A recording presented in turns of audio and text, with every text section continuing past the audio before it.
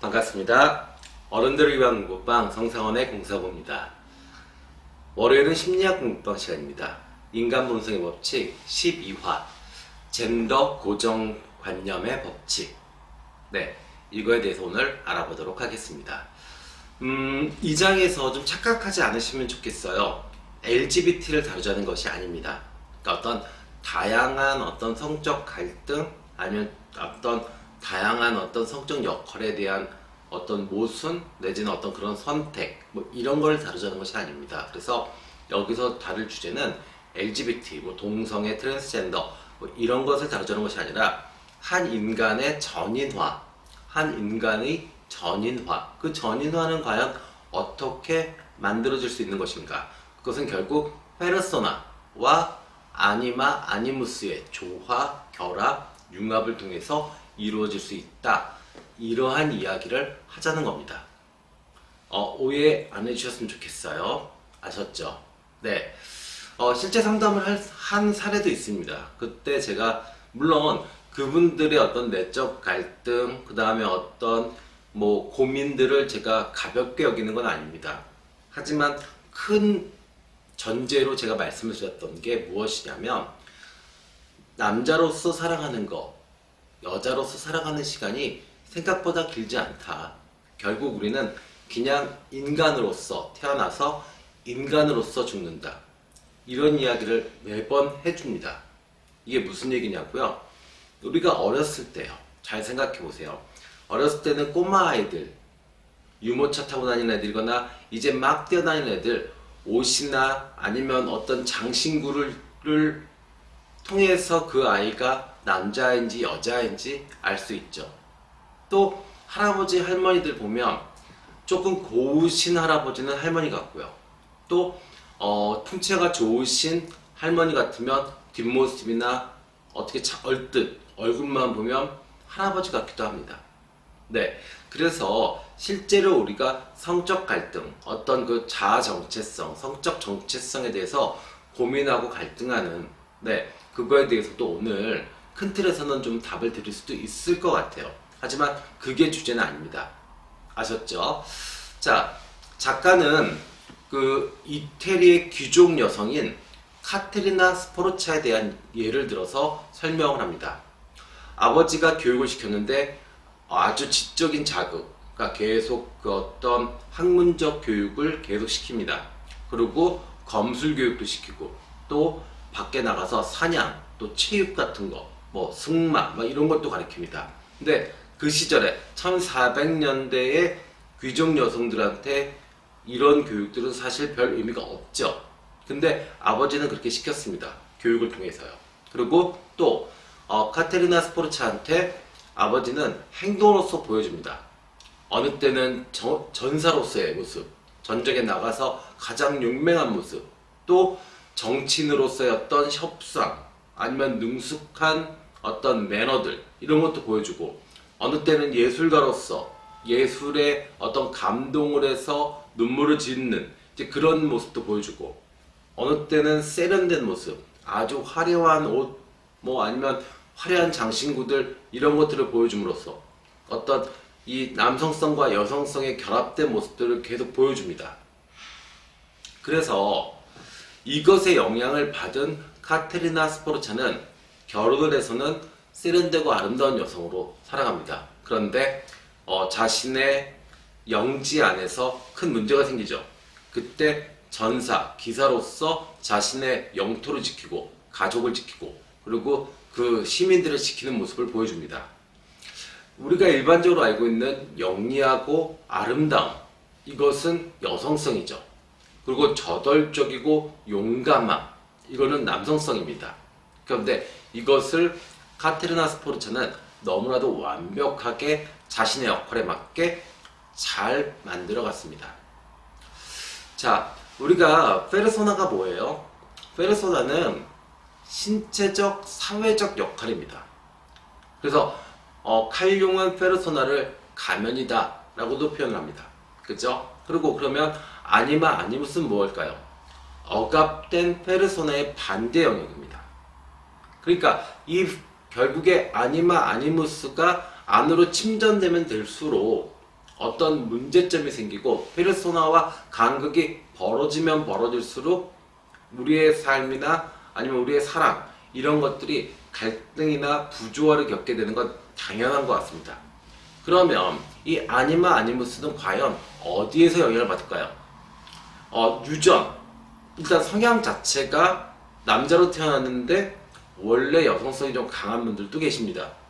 또 어느 때는 반대성의 부모의 영향을 많이 받는다. 이렇게도 이야기합니다. 왜요?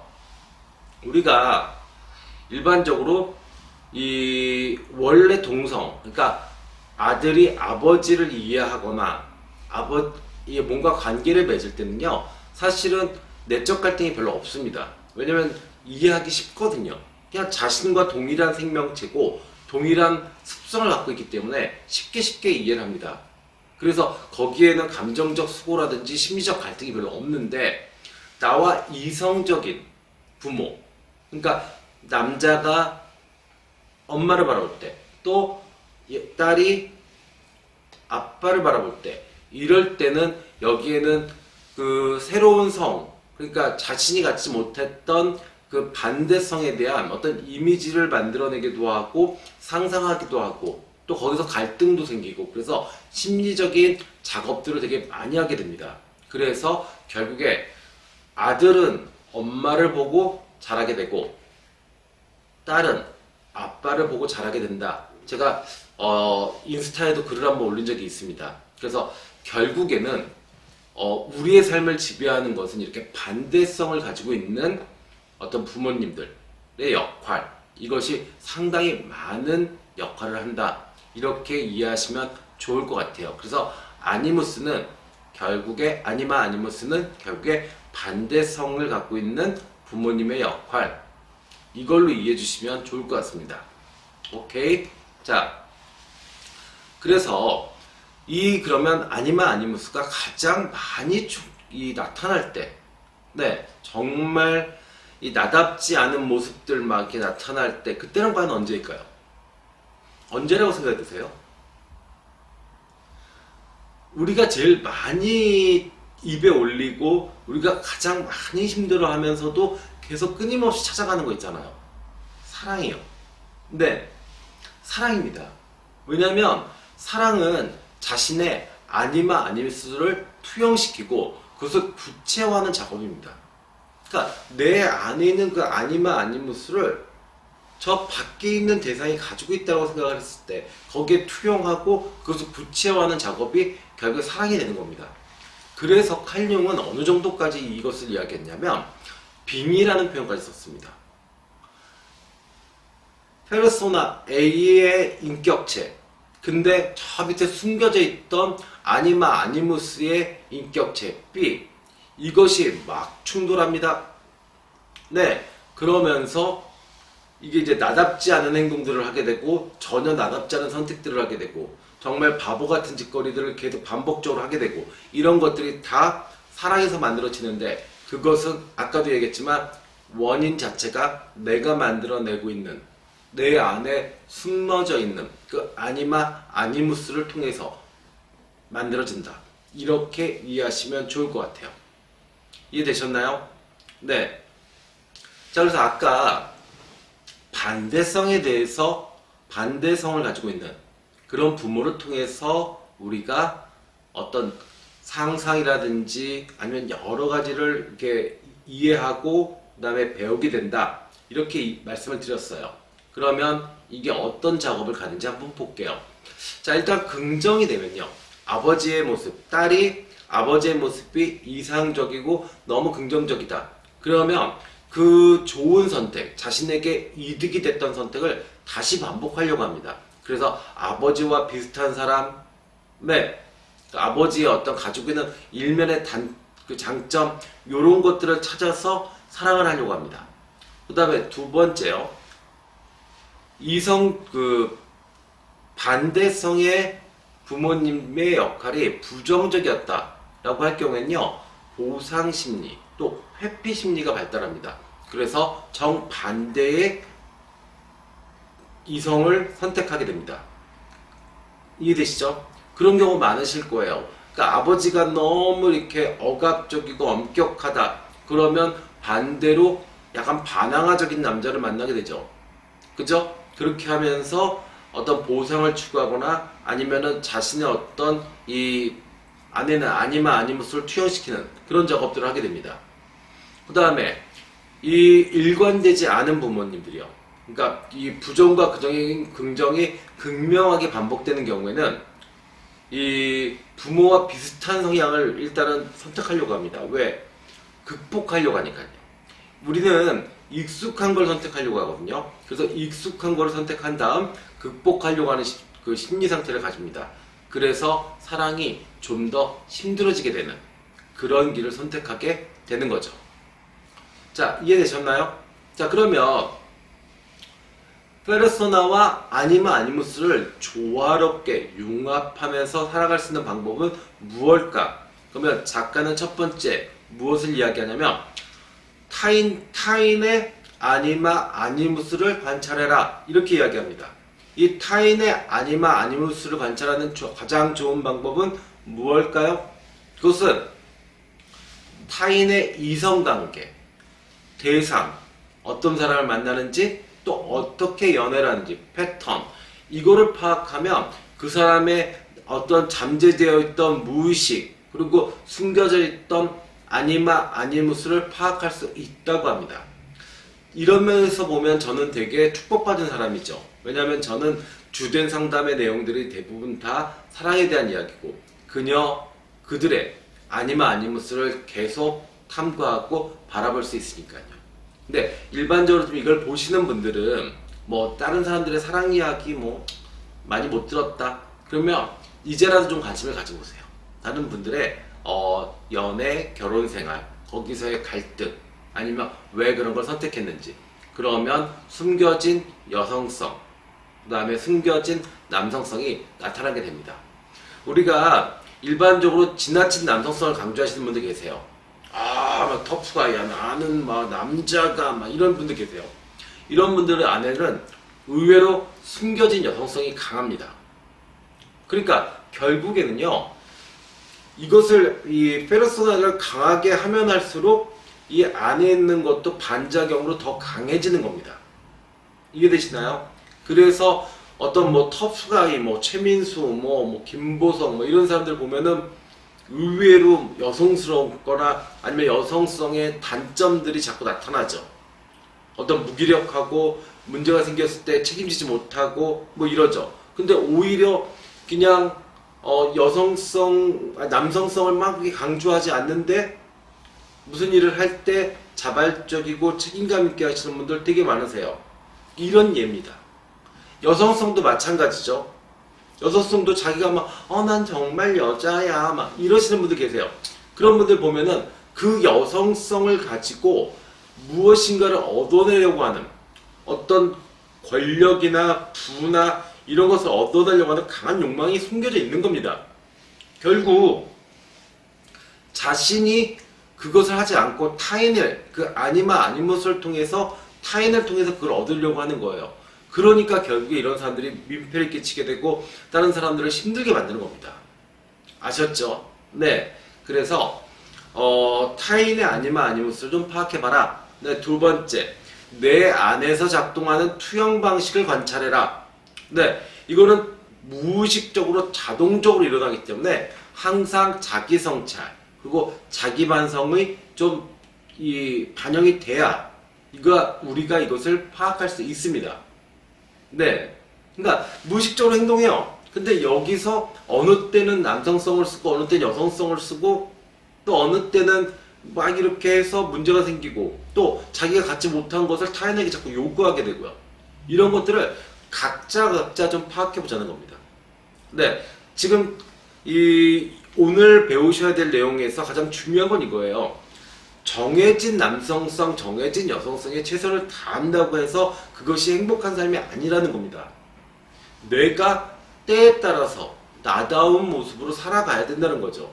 그러면 어느 때는 내 처한 현실이 여성성이 강조돼야 되는 상황이다. 그러면 여성성을 좀 키워내고요. 아니면 내 상황이 남성성이 좀 필요하다. 그러면 그걸 좀 키워내고요. 맞죠? 네. 이런 것들을 안 하고 그냥 그 페르소나에만 집착을 하게 되면 오히려 더 불행해집니다. 예를 들어서 볼게요. 저 같은 경우도 지금 아내가 약간은 지금 이 갱년기 요 시기에 들어와 있습니다. 그래서 감정적으로 기복이 크고 조금 힘들어해요.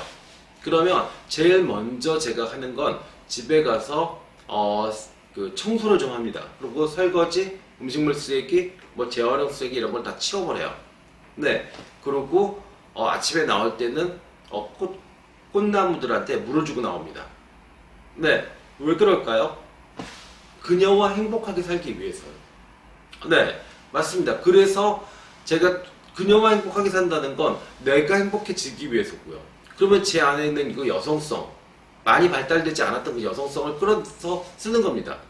잘 하지 못하는 요리도 좀 하고, 네, 그 다음에 전에는 정말 신경도 안 썼던 화초들을 키우기 시작하고, 뭐 이런 모습들이 내가 행복해지기 위해서 하는 겁니다. 근데 만약에 그런 걸 안 하고 그냥 나의 페르소나에만 내가 밖에서 일도 많이 하고 내가 이렇게 바쁜데 내가 이렇게 힘든데 저녁 차려줘, 응? 아침 차려줘. 아침은 안 먹은 지 꽤 됐습니다. 저는요. 뭐 이게 옳다 그르다의 문제가 아닙니다. 네, 그냥 그 상황에 맞춰서 저의 성 역할을 조율해 나가는 겁니다. 이해되셨죠? 그러니까 이 성 역할에 대해서 자꾸 어떤 그 섹스나 아니면 성적 어떤 외형적인 성기의 문제로 접근하지 마세요. 내면의 문제로 접근하시면 이렇게 행복해집니다. 아셨죠? 네. 자, 그 다음엔요. 내 안에서 억압된, 개발되지 않은 아니무스를 살펴봐라. 자, 일단 발견하셔야 됩니다. 그거 인정하셔야 돼요. 네. 이거 인정하지 않으면 상대의 성, 그러니까 내가 남자면은 여자면 남자를 적대적 감정으로 대하게 됩니다. 일방적 감정으로 대하게 돼요.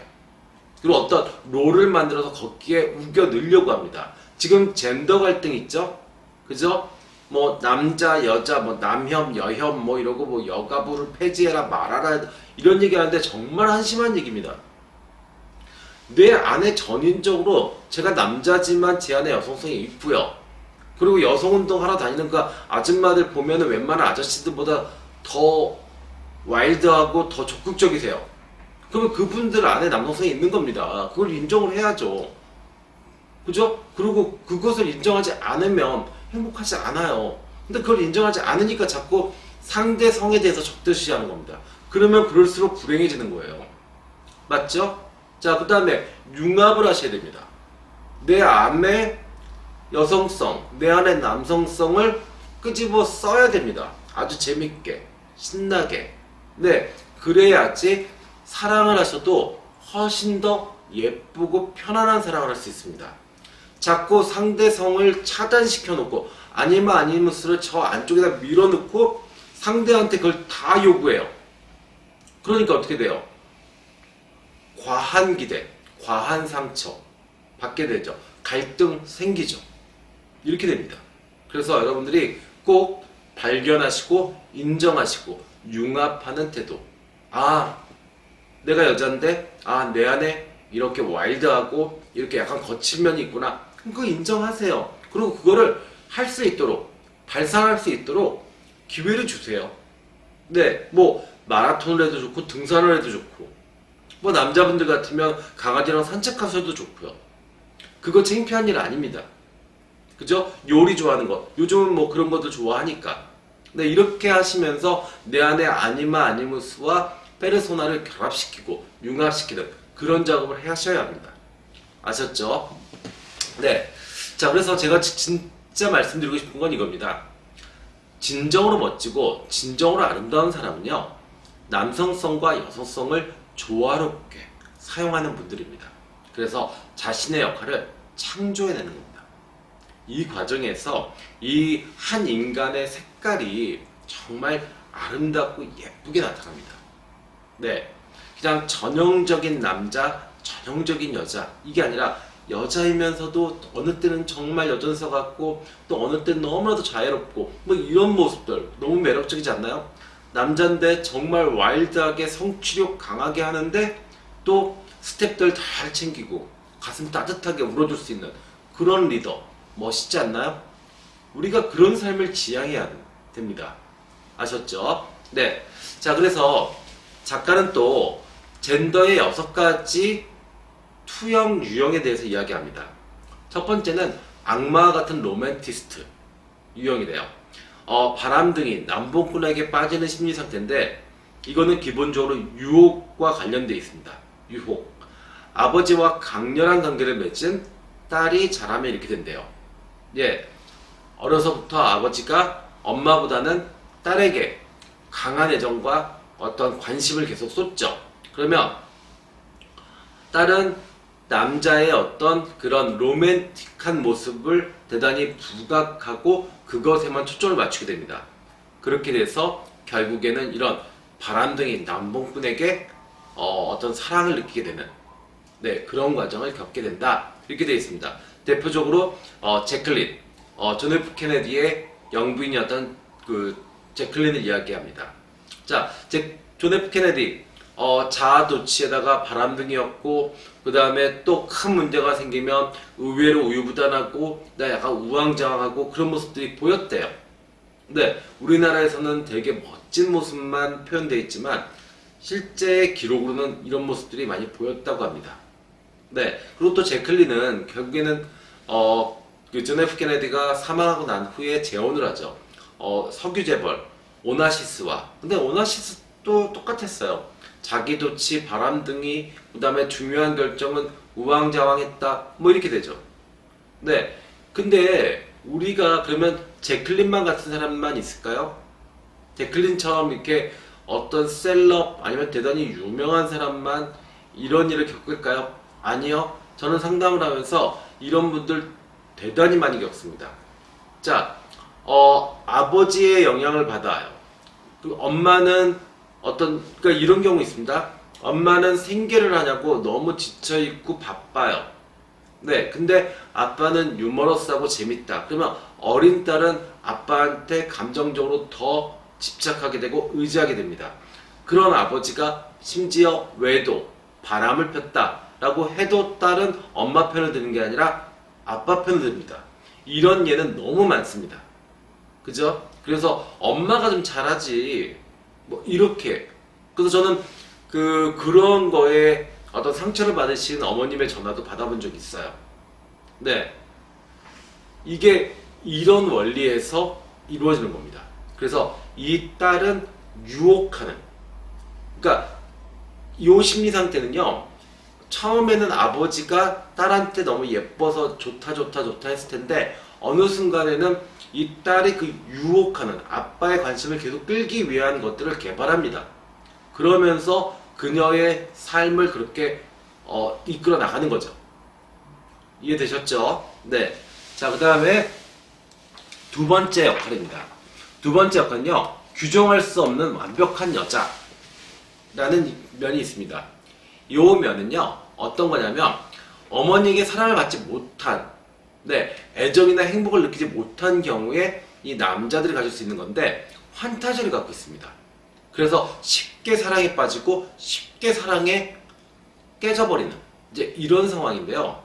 네, 이런 사람들은 이 테마가 뭐냐면 어떤 몽환적이고 정말 이데아적인 구원자 같은 그런 여자들을 자꾸 찾는데 실제로 선택하는 여자들은 자기도취형, 자아도취형의 여성을 선택하게 됩니다.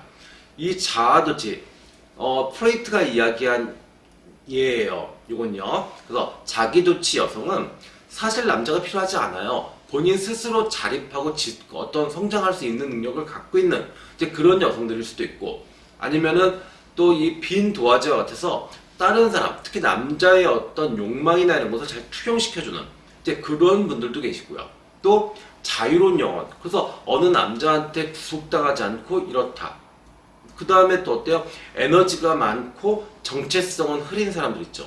이런 사람들이 자기도취형 여성인데 이런 여성한테 빠지게 됩니다. 그러면 당연히 그 몽환적이고 소극적이었던 어떤 자신의 아니면 아니모스는 당연히 힘들어하겠죠. 그러면 당연히 쉽게 사랑이 깨지고 괴로워하겠죠. 그래서 뮤즈, 이상형 이것은 없다. 밖에서 찾지 마라. 차라리 내 안에 아니마를 끌어올려서 사용하는 것이 옳다. 작가는 이렇게 주장합니다. 예, 저도 동의합니다. 또 매력적인 반항아가 있어요. 냉담하고 엄격하고 부정적인 아버지 밑에서 자란 딸은 젊은 아웃사이더, 낮은 사회적 지위, 그리고 불만 가득한 그런 남자한테 끌리게 됩니다.